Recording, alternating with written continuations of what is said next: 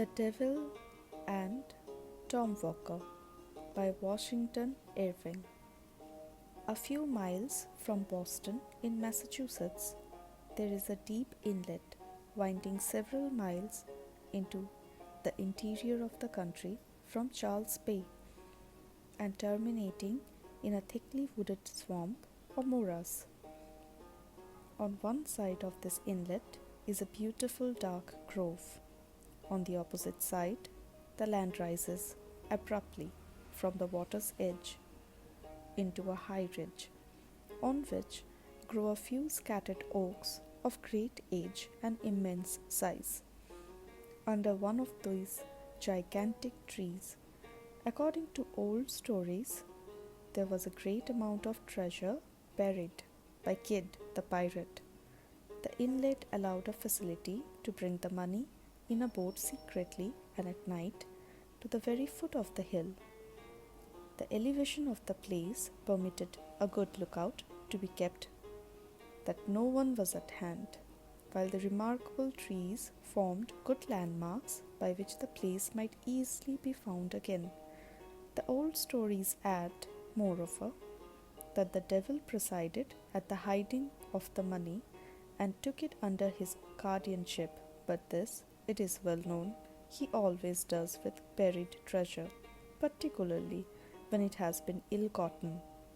Be that as it may, Kidd never returned to recover his wealth, being shortly after seized at Boston, sent out to England, and there hanged for a pirate. About the year 1727, just at the time that the earthquakes were prevalent in New England and shook many tall sinners down upon their knees, there lived near this place a meagre, miserly fellow of the name of Tom Walker. He had a wife as miserly as himself.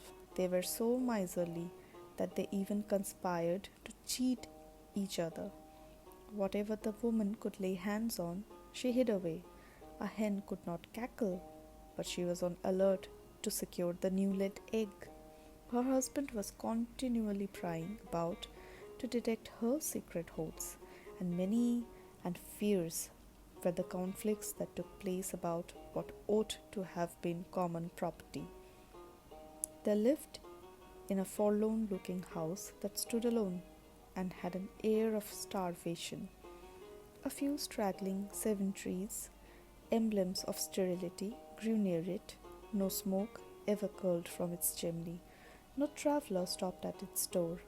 A miserable house, whose ribs were as articulate as the bars of a gridiron, stalked about a field, where a thin carpet of moss, scarcely covering the ragged beds of pudding stone, tantalized and balked his hunger, and sometimes he would lean his head over the fence, look piteously at the passer-by, and seem to petition deliverance from this land of famine.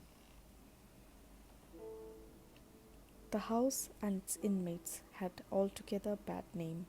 Tom's wife was a tall termagant, fierce of temper, loud of tongue, strong of arm. Her voice was often heard in wordy warfare with her husband, and his face sometimes showed signs that their conflicts were not confined to words. No one ventured, however, to interfere between them. The lonely wayfarer shrunk within himself at the horrid clamour and clapper-clawing, eyed the den of discord askance, and hurried on his way, rejoicing, if a bachelor, in his celibacy. One day that Tom Walker had been to a distant part of the neighbourhood, he took what he considered a short-cut homeward through the swamp. Like most shortcuts, it was an ill-chosen route. The swamp was thickly grown with great gloomy pines and hemlocks, some of them 90 feet high, which made it dark at noonday, and a retreat for all the owls of the neighbourhood. It was full of pits and quagmires, partly covered with weeds and mosses, where the green surface often betrayed the traveller into a gulf of black, smothering mud. There were also dark and stagnant pools, the abodes of the tadpole, the bullfrog, the water snake, where the trunks of pines and hemlocks lay half drowned, half rotting, looking like alligators sleeping in the mire. Tom had long been picking his way cautiously through this treacherous forest, stepping from tuft to tuft of rushes and roots which afforded precarious footholds among deep sloughs, or pacing carefully like a cat along the prostrate trunks of trees, startled now and then by the sudden screaming of the bittern or the quaking of a wild duck rising on the wing from some solitary pool.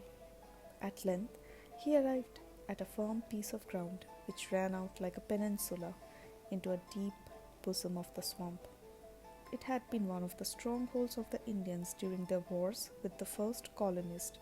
Here they had thrown up a kind of fort, which they had looked upon as almost impregnable, and had used as a place of refuge for their squaws and children. Nothing remained of the old Indian fort but a few embankments, gradually sinking to the level of the surrounding earth and already overgrown in part by oaks and other forest trees, the foliage of which formed a contrast to the dark pines and the hemlocks of the swamp. It was late in the dusk of evening when Tom Walker reached the old fort, and he paused there a while to rest himself.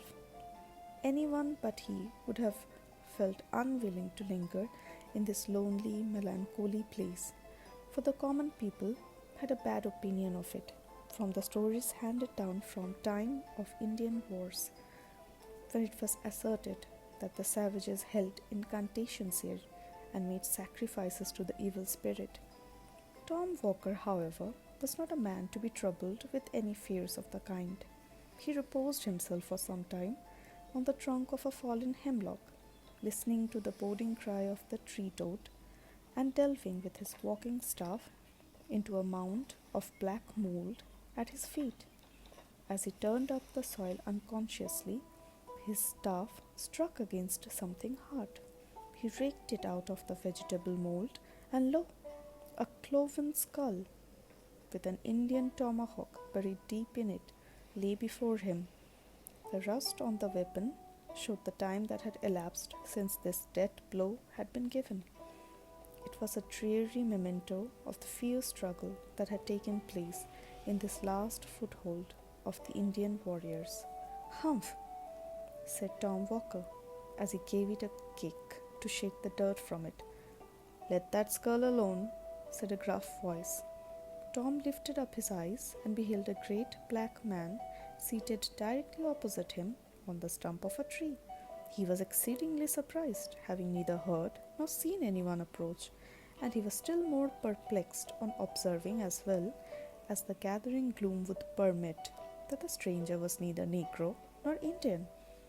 It is true he was dressed in a rude half-Indian garb and had a red belt or chasse swath round his body, but his face was neither black nor copper-coloured, but swarthy and dingy and begrimed with soot, as if he had been accustomed to toil among fires and forges.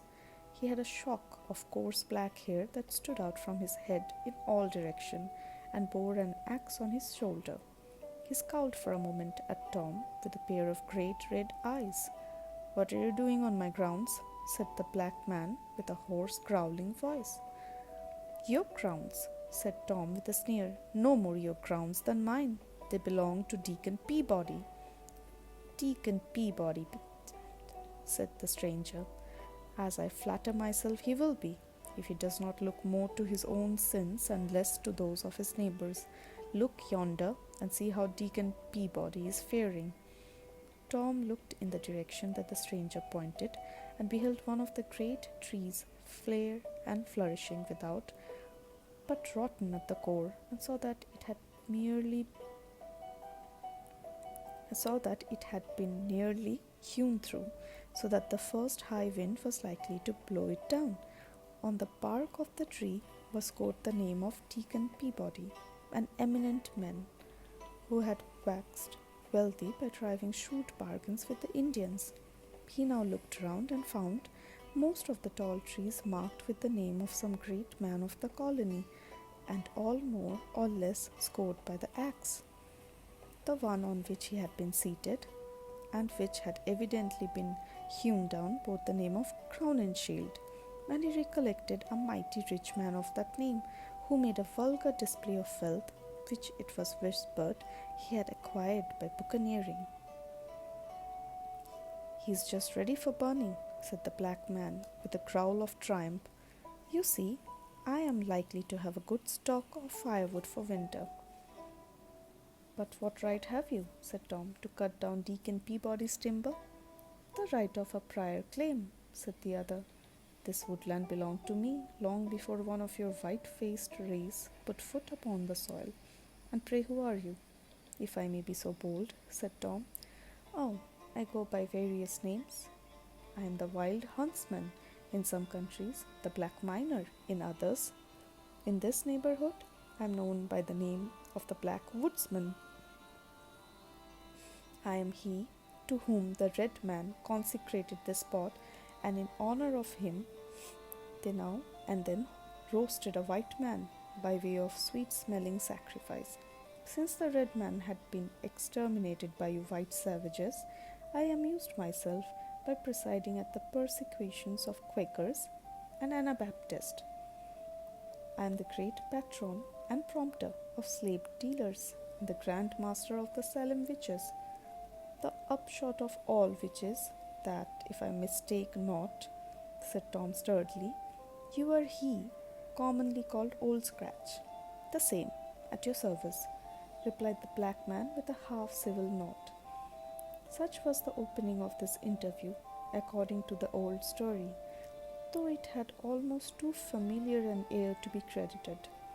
One would think that to meet with such a singular personage in this wild, lonely place would have shaken any man's nerve. But Tom was a hard-minded fellow, not easily daunted, and he had lived so long with a termagant wife that he did not even fear the devil. It is said that after this commencement they had a long and earnest conversation together as Tom returned homeward. The black man told him of great sums of money buried by Kidd the pirate under the oak trees on the high ridge, not far from the morass. All this were under his command and protected by his power, so that none could find them but such as propitiate his favour. These he offered to place within Tom Walker's reach, having conceived an especial kindness for him. But they were to be had only on certain conditions. What these conditions were may be easily surmised, though Tom never disclosed them publicly. They must have been very hard, for he required time to think of them, and he was not a man to stick at trifles when money was in view. When they had reached the edge of the swamp, the stranger paused. "What proof have I that all you have been telling me is true?" said Tom. "That's my signature," said the man, pressing his finger on Tom's forehead. So saying, he turned off the thicket of swamp and seemed, as Tom said, to go down, down, down into the earth until nothing but his head and shoulders could be seen, and so on until he totally disappeared. When Tom reached home, he found the black print of a finger burnt, as it were, into his forehead, which nothing could obliterate. The first news his wife had to tell him was the sudden death of Absalom Crowninshield, the rich buccaneer. It was announced in the papers with the usual flourish that a great man had fallen in Israel. Tom recollected the tree which his black friend had just hewn down, and which was ready for burning. "Let the freebooter roast," said Tom. "Who cares?" He now felt convinced that all he had heard and seen was no illusion. He was not prone to let his wife into his confidence, but as this was an uneasy secret, he willingly shared it with her. All her avarice was awakened at the mention of gold, and she urged her husband to comply with the black man's terms and secure what would make them wealthy for life. However, Tom might have felt disposed to sell himself to the devil. He was determined not to do so to oblige his wife, so he flatly refused, out of mere spirit of contradiction. Many and bitter were the quarrels they had on the subject, but the more she talked, the more resolute was Tom not to be damned to please her. At length, she determined to drive the bargain on her own account, and if she succeeded, to keep all the gain to herself. Being of the same fearless temper as her husband, she set off for that old Indian fort towards the close of a summer's day. She was many hours absent. When she came back, she was reserved and sullen in her replies. She spoke something of a black man whom she had met about twilight, hewing at the root of a tall tree. He was sulky, however, and would not come to terms, and she was to go again with the proprietary offering, but what it was she forbore to say. The next evening she set off again for the swamp with her apron heavily laden. Tom waited and waited for her, but in vain. Midnight came, but she did not make her appearance. Morning, noon, night returned, but still she did not come. Tom now grew uneasy for her safety, especially as he found she had carried off in her apron the silver teapot and spoons, and every portable article of value. Another night elapsed, another morning came, but no wife. In a word, she was never heard of more. What was her real fate, nobody knows, in consequence of so many pretending to know. It is one of those facts which have become confounded by a variety of historians. Some asserted that she lost her way among the tangled mazes of the swamp and sank into some pit or slough. Others, more charitable, hinted that she had eloped with the household booty and made off to some other province, while others surmised that the tempter had decoyed her into a dismal quagmire, on the top of which her hat was found lying. In confirmation to this, it was said, a great black man with an axe on his shoulder was seen late that very evening coming out of the swamp, carrying a bundle tied in a check apron with the air of surly triumph. The most current and probable story, however, observes that Tom Walker grew so anxious about the fate of his wife and his property that he set out at length to seek them both at the Indian fort. During a long summer's afternoon, he searched about the gloomy place, but no wife was to be seen. He called her name repeatedly, but she was nowhere to be heard. The bittern alone responded to his voice as he flew screaming by, or the bullfrog croaked dolefully from a neighboring pool. At length, it is said, just in the brown hour of twilight, when the owls began to hoot and the bats to flit about, his attention was attracted by the clamour of carrion crows hovering over a cypress tree. He looked up and beheld a bundle tied in a check apron and hanging in the branches of the tree, with a great vulture perched hard by, as if keeping watch upon it. He leaped with joy, for he recognized his wife's apron and supposed it to contain the household valuables. Let us get hold of the property, said he, consoling to himself, and we will endeavour to do without the woman. As he scrambled up the tree, the vulture spread its wide wings and sailed off, screaming, into the deep shadows of the forest. Tom seized the checked apron, but woeful sight, found nothing but a heart and liver tied up in it. Such, according to this most authentic old story, was all that was to be found of Tom's wife. She had probably attempted to deal with the black man, as she had been accustomed to deal with her husband. But though a female's gold is generally considered a match for the devil, yet, in this instance, she appears to have had the worst of it.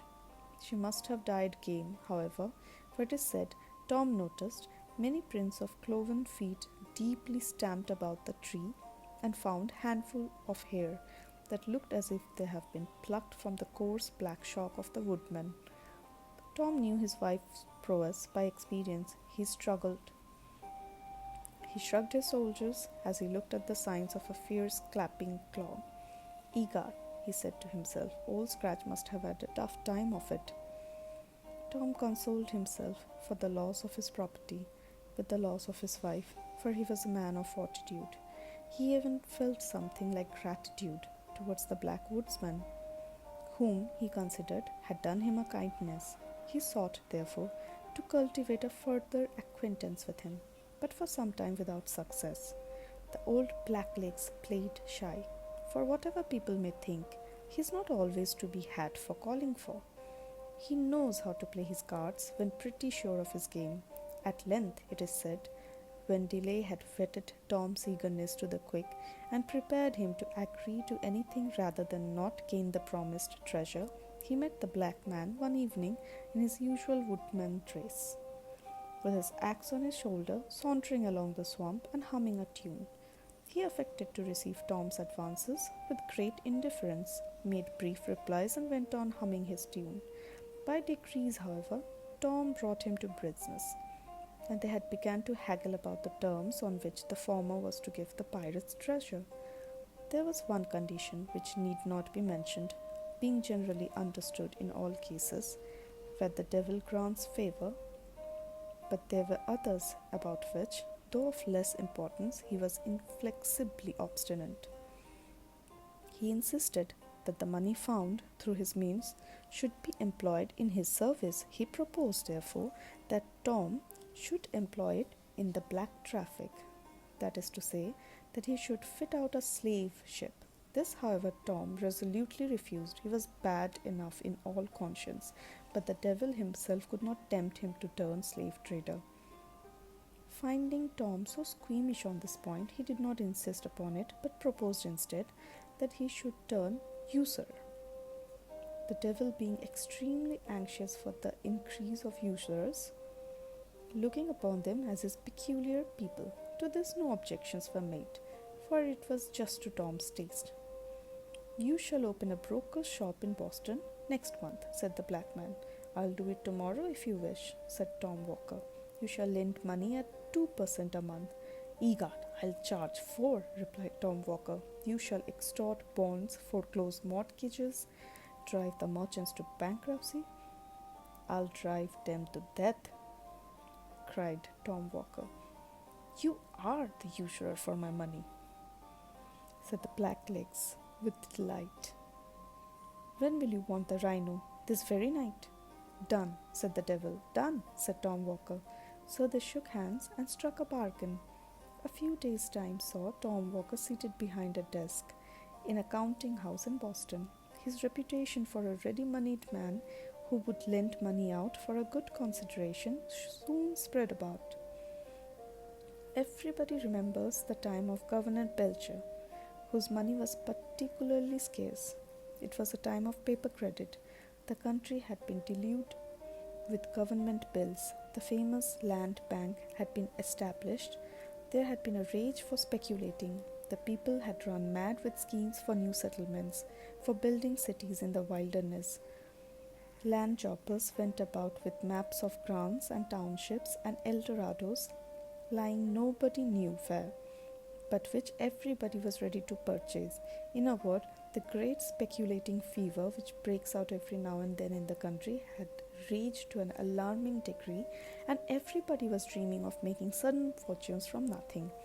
As usual, the fever had subsided, the dream had gone off, and the imaginary fortunes with it. The patients were left in doleful plight, and the whole country resounded with the consequent cry of hard times. At this propitious time of public distress, did Tom Walker set up as a usurer in Boston. His door was soon thronged by customers, the needy and adventurous, the gambling speculator, the dreaming land jobber, the thriftless tradesman, the merchant with cracked credit, in short, everyone driven to raise money by desperate means and desperate sacrifices, hurried to Tom Walker. Thus Tom was the universal friend of the needy, and acted like a friend in need. That is to say, he always exacted good pay and good security. In proportion to the distress of the applicant was the hardness of his terms. He accumulated bonds, mortgages, gradually squeezed his customers closer and closer, and sent them at length dry as a sponge from his door. In this way he made money hand over hand, became a rich and mighty man, and exulted his cocked hat upon change. He built himself, as usual, a vast house out of ostentation, but left the greater part of it unfinished and unfurnished, out of parsimony.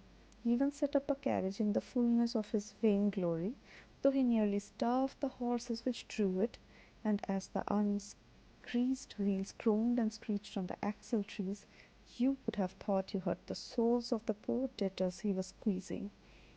As Tom waxed old, however, he grew thoughtful. Having secured the good things of this world, he began to feel anxious about those of the next. He thought with regret on the bargain he had made with his black friend, and set his wits to work to cheat him out of the conditions. He became, therefore, all of a sudden a violent churchgoer. He prayed loudly and strenuously, as if the heaven were to be taken by force of lungs. Indeed, one might always tell when he had sinned most during the week, by the clamour of his Sunday devotion. The quiet Christians who had been modestly and steadfastly travelling Zionward were struck with self reproach at seeing themselves so suddenly outstripped in their career by this new made convert. Tom was as rigid in religious as in money matters. He was a stern supervisor and censorer of his neighbours, and seemed to think every sin entered up to their account became a credit on his side of his page. He even talked of the expediency of reviving the persecution of Quakers and Anabaptists. In a word, Tom's zeal became as notorious as his riches. Still, in spite of all this strenuous attention to forms, Tom had a lurking dread that the devil, after all, would have his due. That he might not be taken unawares, therefore, it is said, he always carried a small Bible in his coat pocket. He had also a great folio Bible on his house desk, and would frequently be found reading it when people called on business. On such occasions he would lay his green spectacles in the book to mark the place, which he turned round to drive some usurious bargain. Some say that Tom grew a little crack-brained in his old days, and that fancying his end approaching, he had his horse new shod, saddled and bridled, and buried with his feet uppermost, because he supposed that at the last day the world would be turned upside down, in which case he should find his horse standing ready for mounting, and he was determined at the worst to give his old friend a run for it. This, however, is probably a mere old wife's fable. If he really did take such a precaution, it was totally superfluous. At least, so says the authentic old legend, which closes his story in the following manner. One hot summer afternoon in the dog days, just as terrible black thundercast was coming up, Tom sat in his counting house, in his white linen cap and India silk morning gown. He was on the point of foreclosing a mortgage by which he would complete the ruin of an unlucky land speculator for whom he had professed the greatest friendship. The poor land jobber begged him to grant a few months' indulgence. Tom had grown testy and irritated and refused another day. My family will be ruined and brought upon the parish, said the land jobber. Charity begins at home, replied Tom. I must take care of myself in these hard times. You have made so much money out of me, said the speculator. Tom lost his patience and his piety. The devil take me, said he, if I have made a farthing. Just then there were 3 loud knocks at the street door. He stepped out to see who was there. A black man was holding a black horse, which neighed and stamped with impatience. Tom, you're come for, said the black fellow gruffly.